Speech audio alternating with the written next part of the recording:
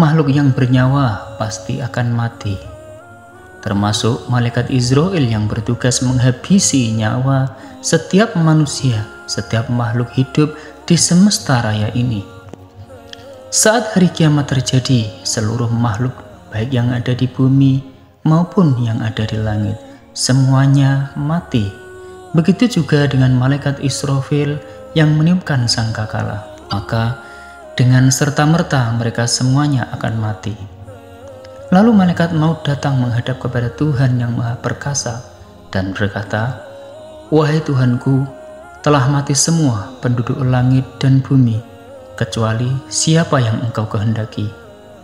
Allah Subhanahu wa Ta'ala yang Maha mengetahui siapa yang masih hidup, lalu berfirman, "Siapakah yang masih hidup?" Malaikat maut menjawab, "Yang masih hidup adalah Engkau yang Maha Kekal dan tidak akan mati." Para malaikat penyangga aras, Jibril, Mikail, dan saya. Maka Allah berfirman, "Hendaklah Jibril dan Mikail juga mati." Lalu Allah menyuruh aras berbicara.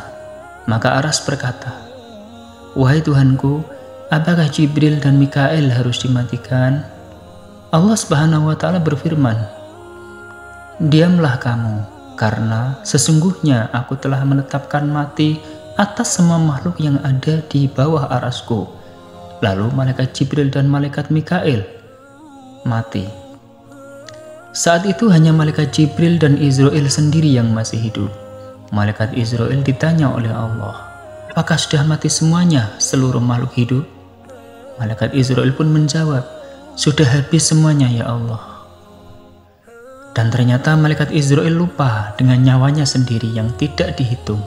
"Terus bagaimana ya Allah?" "Cabut sendiri nyawamu," kata Allah.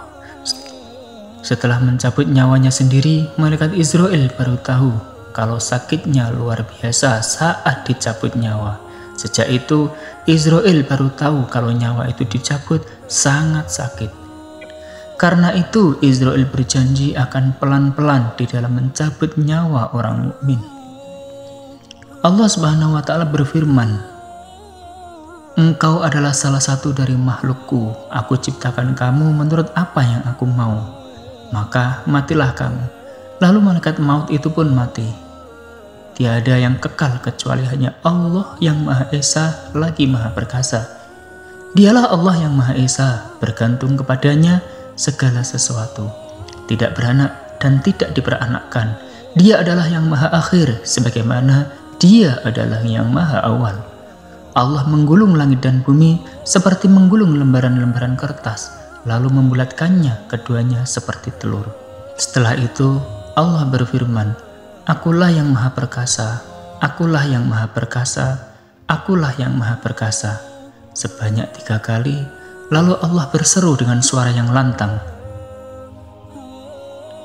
"Kepunyaan siapakah kerajaan pada hari ini?" Surat Al-Mu'min ayat 16. Wallahu a'lam bishawab.